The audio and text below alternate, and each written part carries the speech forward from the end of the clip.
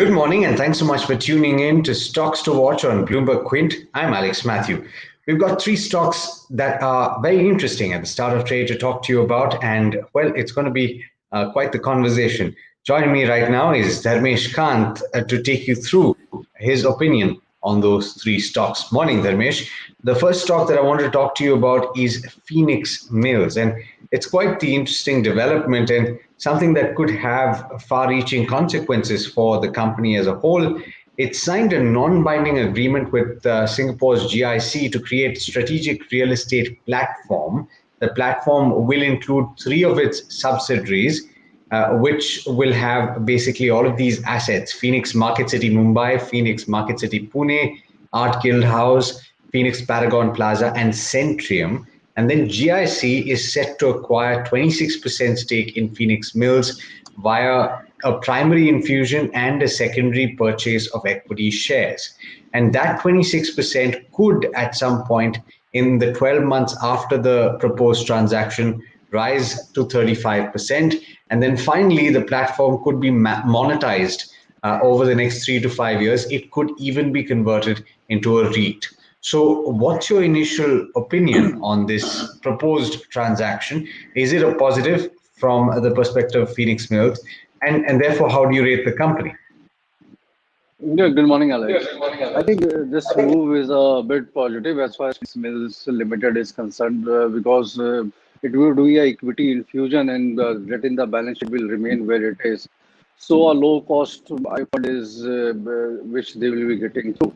And more than that, it's more of a sentimental positive because brick and mortar kind of a business is finding fresh investments into the country. And not to forget, Phoenix Mills has already raised around 1100 crore this year itself, and their promoters holding has come down from 59 to 45%.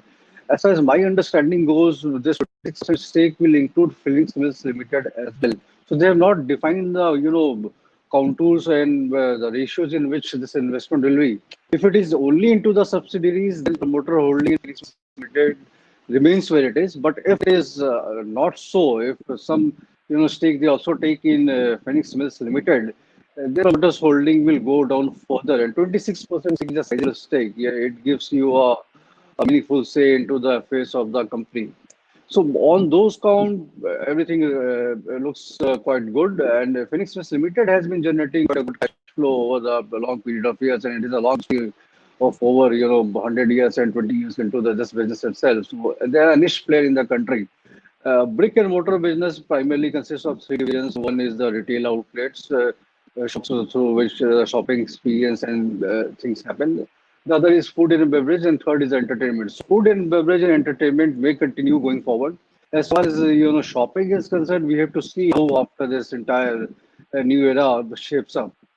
So there's a bit of a question mark, but having said that, the business of Phoenix Mills Limited is mainly lease and rental.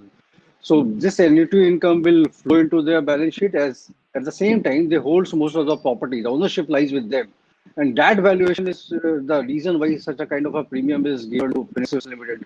So if you're looking for 10-year perspective, so I mean at least it's a twice multiplier. 2000, 2100 should be the price of Phoenix Mills Limited. We should not be looking it for certain.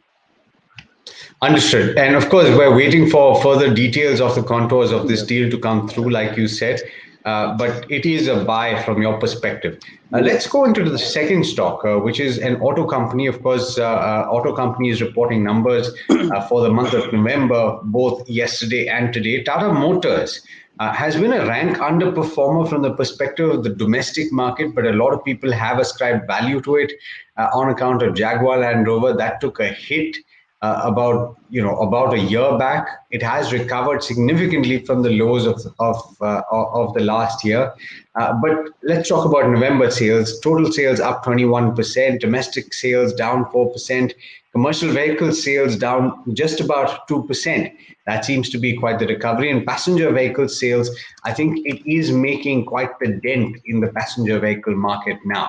But how do you rate Tata Motors as a whole? Because if we talk about it, Jaguar Land Rover still does account for a major part of the revenue and the profitability of the company. Yeah, Alex, very true. If you look at Tata Motors, I mean, couple of years back, So domestic business was around 20-25%, which has come down below 20% as of now. So it may again go back to the same levels. But if you look at FY19 and FY20, Tata Motors reported loss on a consolidated basis. Even domestic business was not doing well. And see, you have to look at Tata Motors in the two ways. One is the Jaguar Land Rover business, and the other is the domestic business. So, as far as Jaguar Land Rover business is concerned, it was the cash cow for the Tata Motors for quite some time, and it's a premium segment. So, while operating in a premium segment, your operating margins have come down from 16% to 10-12%. So that's a big challenge because if you look at any company which is operating premium segment in automobile division, margins are the key. You take the example of say Bajaj Auto and the difference between Bajaj Auto, Eicher Motor, and Hero MotoCorp. It's all about margins. But the operating margin of Tata Motor, even in the premium segment, is comparable to that of Maruti. And look, I mean, 5-6 times is the price difference between, Maruti top end version and Jaguar Land Rover entry version. So this is a big of concern because I think they have not been able to gain market traction so significantly in the JLR business just because of the stiff competition. And this is where the price challenge comes into play and the margins take ahead.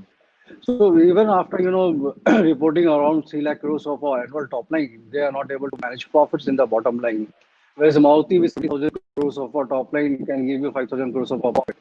But return on equity and return on capital employed is negative as of now. At best, what they do is in FY22, they can be a bit positive, I mean, 2-3%. So I don't see a reason why an investor should go into a Tata Motors. Maybe from a trading perspective, given the present momentum and these news flows surrounding the company, you can have a 10-12% kind of upside traction from here on. But that's the time when you should book out of Tata Motors because there's a stiff competition out there. And the balance sheet, debt, I mean, humans sit on the balance sheet. None of the Right. auto companies had that kind of a debt. Understood.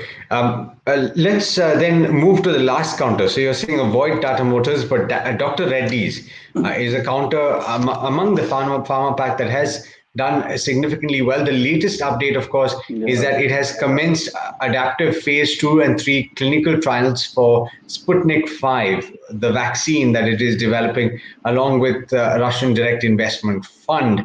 How do you rate the latest development, and would you buy Dr. Reddy's from within the pharma pack, considering that it has risen so much already?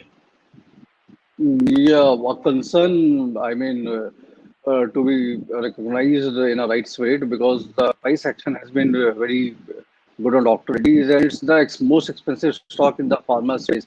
So there are too many companies now with the almost in the 3 and 4 stage of clinical trials of the COVID vaccine. And when all comes into play, then there will be a split in the market share when the people are getting vaccinated.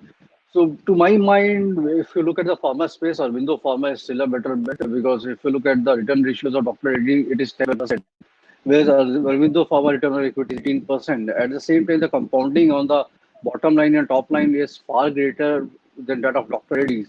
And balance sheet, more or less, both of them have healthy balance sheet.